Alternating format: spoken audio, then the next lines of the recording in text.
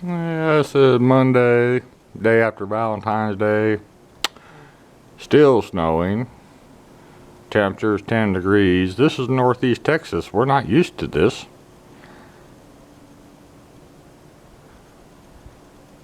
Wind chill right now is 1 below zero.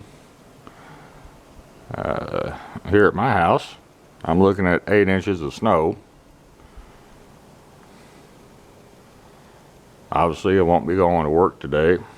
I own the company, but nobody else will be able to make it to work. I get there no matter what, but no one else be able to make it. No reason to put them at risk.